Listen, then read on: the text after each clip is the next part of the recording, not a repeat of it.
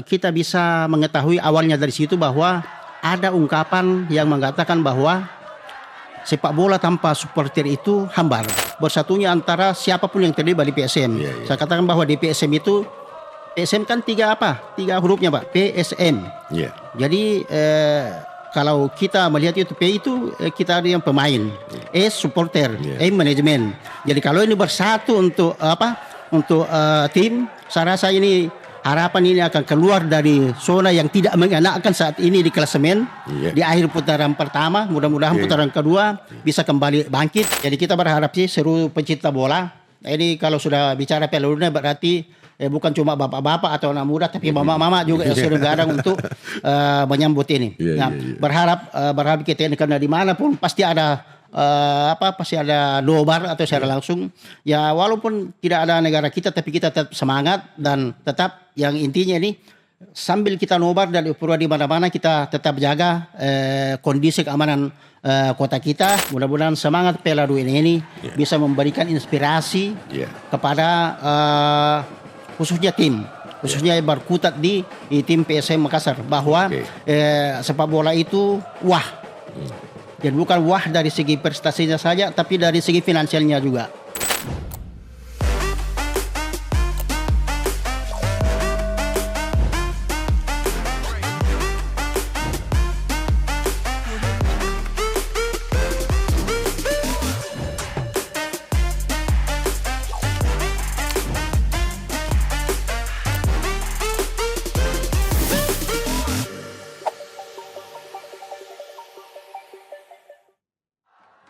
Assalamualaikum warahmatullahi wabarakatuh. Jumpa kembali di podcast kami Obrolan Tanpa Pagar, konten media baru TVRI Sulawesi Selatan.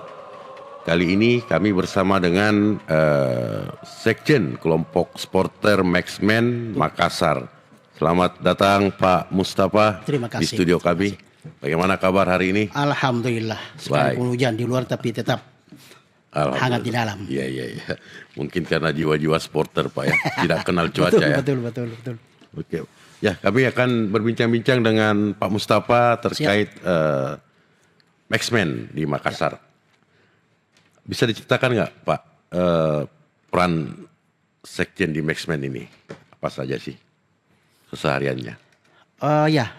Sebelum menjawab pertanyaan tersebut,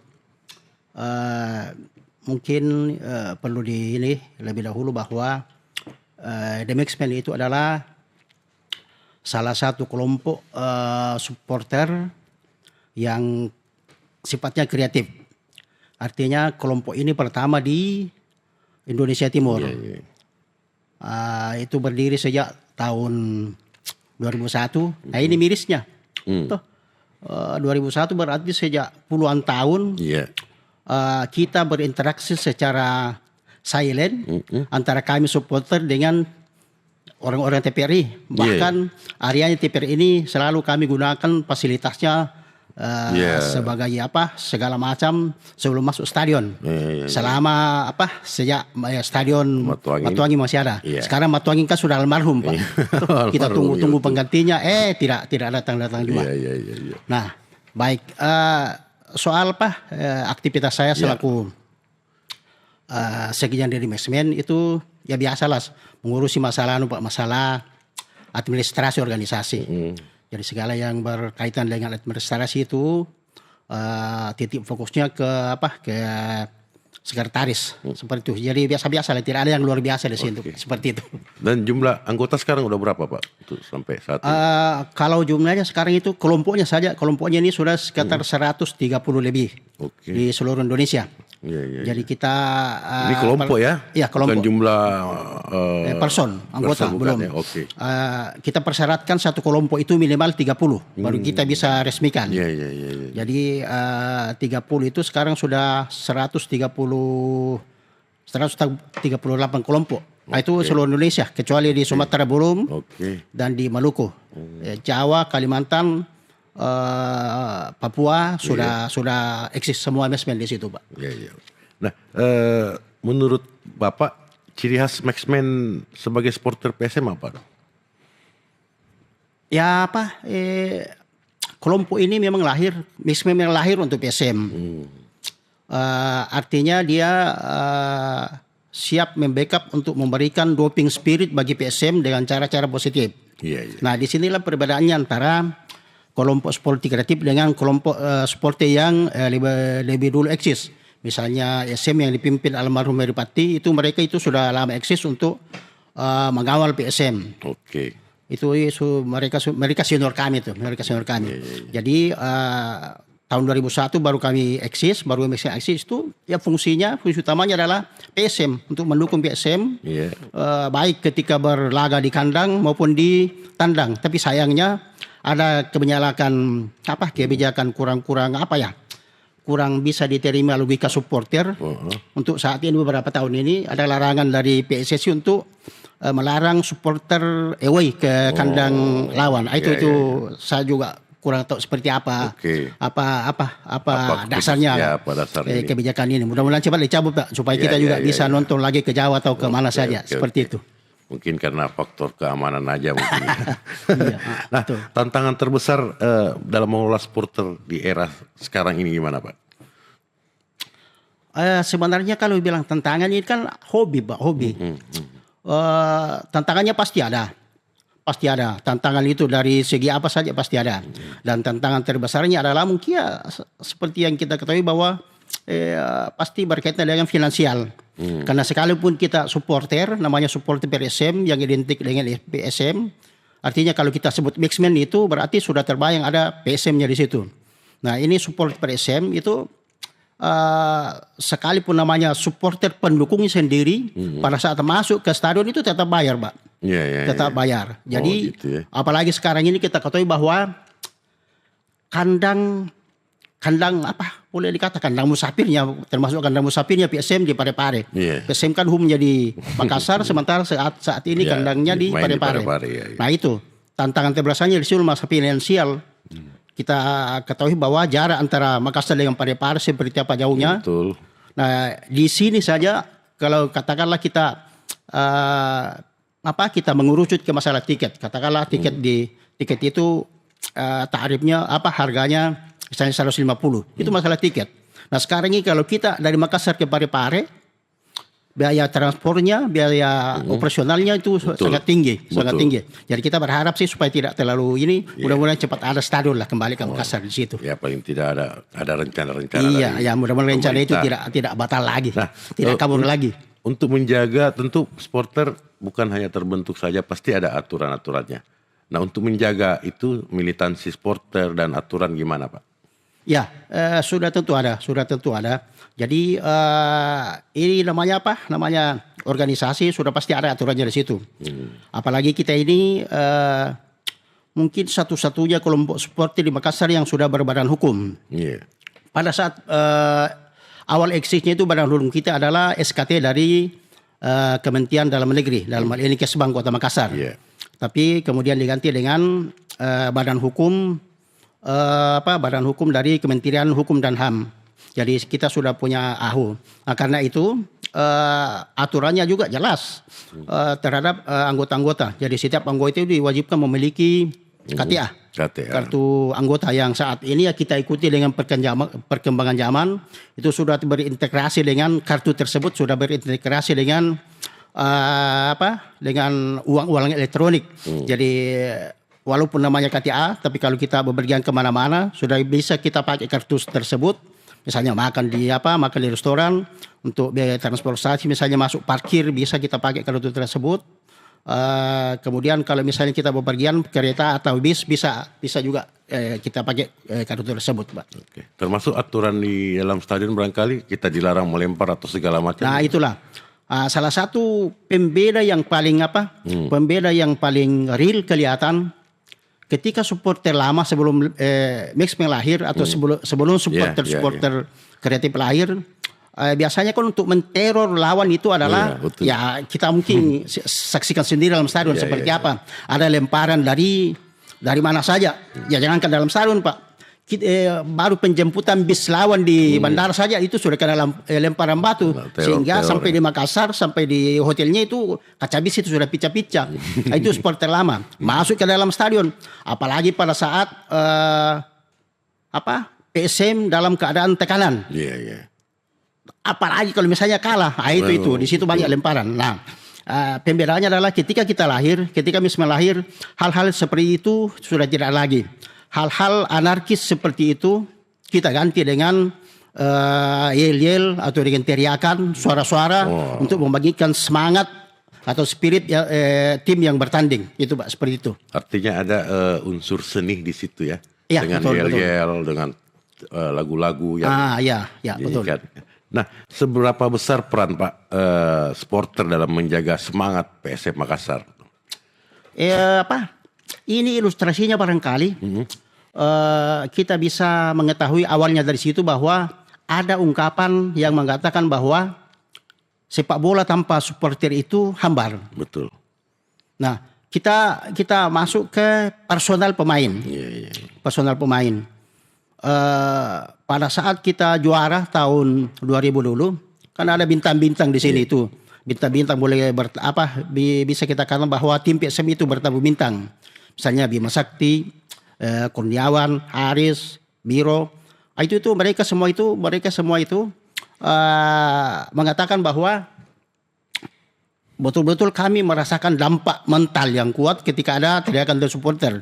Dan justru dari mereka itulah, termasuk Kurniawan dan Bima Sakti, itu yang memberikan saran kepada pimpinan kami sekarang Pak Ocha pada saat away ke Malang dan Solo.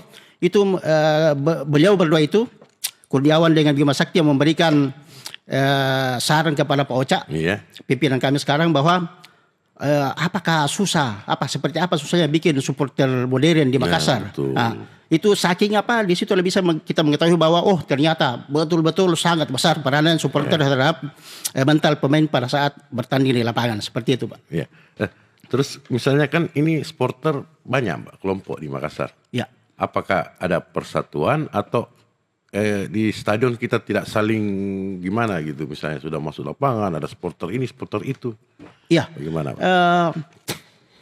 Faktanya memang sekarang ini bahkan sampai saat ini itu jumlah kelompok supporter PSM Makassar sebanyak 15.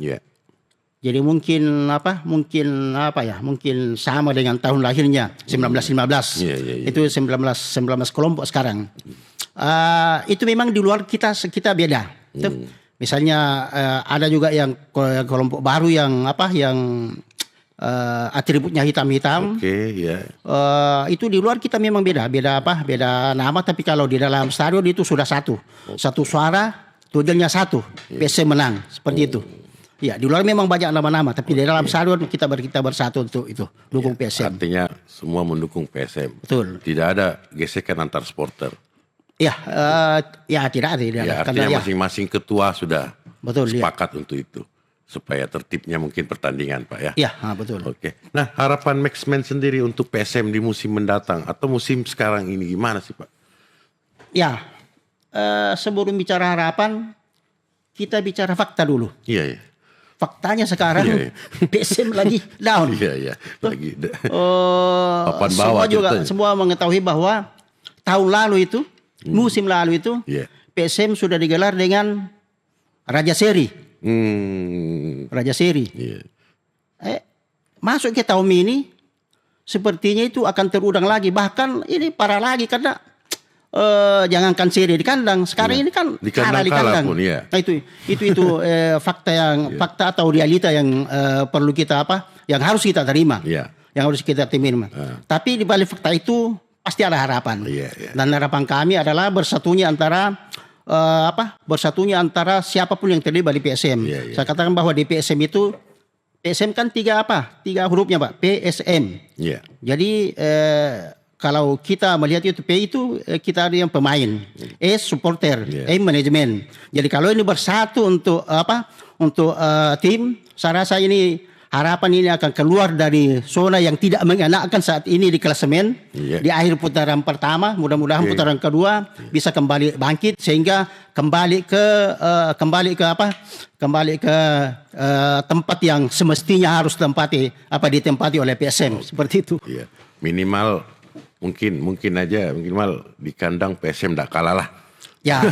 Betul. Ini miris sekali Pak. Di kandang sudah kalah. 2-0 lagi terakhir. Nah, kita bergeser sedikit Pak Mus. Kita bicara tentang Piala Dunia. Nah, untuk supporter sendiri Piala Dunia 2006 ini kan kita tahu bahwa mungkin akan disiarkan di TVRI. Iya. Ya. Dengan format 48 tim. Nah, bagi supporter sendiri yang menarik bagi Piala Dunia apa itu, Pak? Ya, yang pertama selamat untuk TVRI karena dia dipercaya untuk mengutak-atik segala sesuatu yang berkaitan dengan Piala Dunia. Kalau Piala Dunia dikatakan menarik, saya rasa seluruh sisinya menarik, Pak. Nah, saking menariknya, orang-orang dalam lorong terkecil pun di Indonesia itu menyambutnya dengan dengan euforia yang sangat tinggi. Nah, ini kan miris, Pak. Negara kita tidak ikut, kok kita ikut bukan lagi euforia, tapi apa? Saya sudah pusing menamakannya apa namanya itu.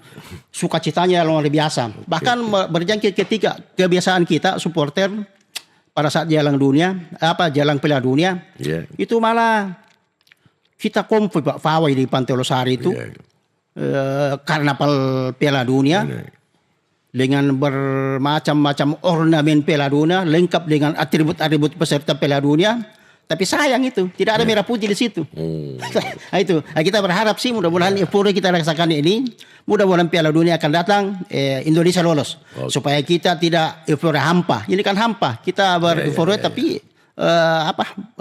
terhadap negara-negara yang sudah lolos Piala Dunia, Pak. Ya.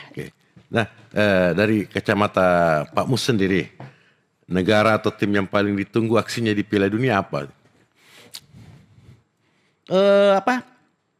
Saya rasa sekarang ini mungkin kayak merata ya.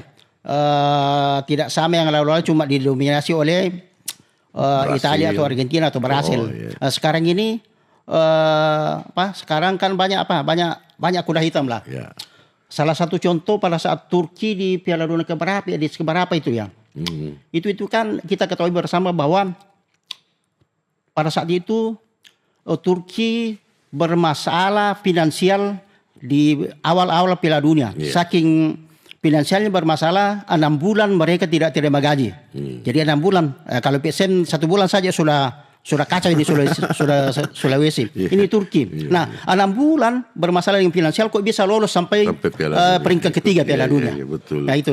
Jadi ya mungkin misalnya seperti negara-negara yang sudah bertradisi untuk tampil di Piala Dunia, itu kita tidak bisa memprediksi bahwa ini bakalan juara karena banyak kuda hitam yang datang yang lebih bagus yang bisa membuat kejutan nanti pada saat pelaksanaan itu. Oke. Nah, apa yang jagoannya Pak Mus sendiri terkait dengan pemain Piala Dunia siapa yang bisa aja? Biasanya kan di Indonesia kan banyak juga banyak yang supporter yang Eropa itu. Nah, termasuk saya kalau misalnya negara ya saya jagoan Italia Pak dari dulu. Italia. Saya yang pernah tidak ikut. Itu Italia Pak yang jagoan saya aja. Itu kalau jagoan negara Pak. Karena Indonesia tidak lolos. Betul. Nah, ini ya. Kita cerita tentang realistis atau mimpi Pak. Peluang timnas Indonesia ke Piala Dunia kira-kira kapan sih? Apa sih yang perlu dari suara supporter supaya lolos timnas ini? Kalau kita melihat kacamata supporternya. Apa yang perlu dibenahi Pak? Ya inilah anehnya Pak, Dari segi demografi kita termasuk salah satu negara yang penduduknya besar. Sampai 200 mungkin sekarang sudah hampir 300 juta. Tapi kok dari 300 juta itu tidak bisa muncul, susah sekali muncul 11 orang untuk bisa ini. Kita sih berharap mudah-mudahan ada satu pulau saja melahirkan manusia sekelas Ramang. Jadi digabung dengan pulau-pulau lain saya itu bisa. Nah, kalau di negara lain kan ada yang tidak sampai penduduknya 1 juta kok bisa lolos. Jadi kalau dikatakan bahwa seperti apa kiat sehingga Indonesia ini bisa lolos. Saya rasa itu diawali dari pembinaan sejak dini. Tidak bisa instan. Prestasi itu tidak bisa dibajak begitu saja, harus sejak dini. Kita lihat misalnya di Belanda, Ajax terkenal pembinaan sejak dininya itu. Dan walaupun dia belum pernah juara dunia, tapi selalu hadir. Bahkan boleh dikata bahwa dia bintang di runner up, tidak pernah juara. Jadi mudah-mudahan pembinaan sejak dini itu dengan betul-betul profesional.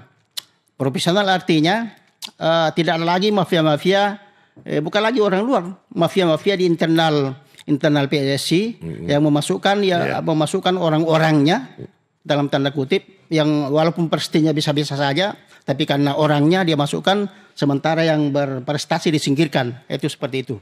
Oke. Nah, terakhir Pak, pesan singkat untuk PSM, supporter dan pencinta bola jelang Piala Dunia 2006 dari Pak Sekjen sendiri. Ya, itulah yang pertama. Mudah-mudahan semangat Piala Dunia ini bisa memberikan inspirasi kepada khususnya yang berkutat di tim PSM Makassar, bahwa sepak bola itu jadi bukan dari segi prestasinya saja, tapi dari segi finansialnya juga. Itu yang pertama. Yang kedua, dengan adanya motivasi ini, maka seluruh tim atau pencari bakat di PSM bisa betul-betul mendatangkan pemain yang berkualitas sesuai dengan kebutuhan tim. Karena salah satu kelemahan perekrutan pemain PSM selama ini adalah di bidang tukang gedor, target man atau striker. Kalau misalnya di tengah sudah pernah kita memiliki Luciano, saat ini kita memiliki Juran. Untuk pemain belakang, saya rasa itu termasuk pembelian tersukses. Nah, mungkin tahun depan atau kalau perlu musim depan ada sosok striker yang betul-betul bisa disematkan predikat kepadanya bahwa dia adalah target man. Artinya ketika bola sudah berada di kakinya 10%, bola sudah masuk. Seperti itu. Nah, terakhir dengan Piala Dunia sendiri gimana untuk TVRI, Pak? Nah, kalau Piala Dunia sendiri, ini kan pagi anunya, bukan lagi begadang tengah malam. Subuh. Ya, jadi kita berharap sih seluruh pencinta bola. Ini kalau sudah bicara Piala Dunia berarti bukan cuma bapak-bapak atau anak muda, tapi mama-mama juga yang sering begadang untuk menyambut ini.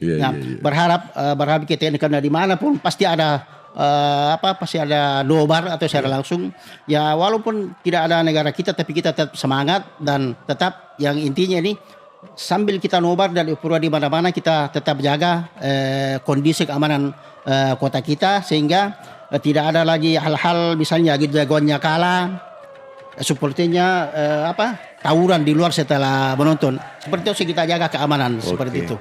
Sambil menonton dengan asik seperti itu. Oke, Pak. Makasih banyak Pak Mustafa, Sekjen Maxman Makassar, atas waktunya bersama kami di obrolan tanpa pagar. Sampai jumpa di waktu berikutnya. Terima kasih, Pak. Terima kasih kembali TVRI. Sukses terus untuk TVRI.